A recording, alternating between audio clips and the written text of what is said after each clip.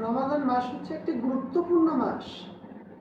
একটা মানুষ যদি চায় নিজেকে এই মাসে পরিবর্তন করতে, সে অতি সহজে নিজেকে এই মাসে পরিবর্তন করতে পারবে।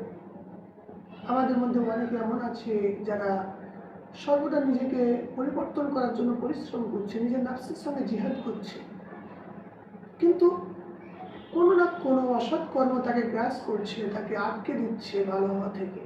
কিন্তু এই রমাদান মাসটি এমন একটি মাস, এই মাসে সে যদি নিজেকে পরিবর্তন করার জন্য চেষ্টা করে, এই মাসে অবশ্যই সে নিজেকে পরিবর্তন করতে পারবে। কারণ এই মাসে যে তাকে যে কুমন্ত্রণা দেবে, সে শয়তানকে কিন্তু আল্লাহ সুবহানাহু ওয়া তাআলা শিকল দিয়ে বেঁধে রেখেছে। আর এই মাসটি হচ্ছে এমন একটা গুরুত্বপূর্ণ মাস, যে মাসে পরিবর্তন হওয়ার সঙ্গে সঙ্গে সে অতীতে যে সমস্ত গুনাহ করেছে, আল্লাহ সুবহানাহু ওয়া তাআলা সমস্ত তার গুনাহকে ক্ষমা করে দেবেন। আমাদের নবী মুহাম্মদ সাল্লাল্লাহু আলাইহি সাল্লাম বলেছেন, এটা আছে সহিহ বুখারী কিতাবুস সাওম 23 নম্বর অধ্যায়।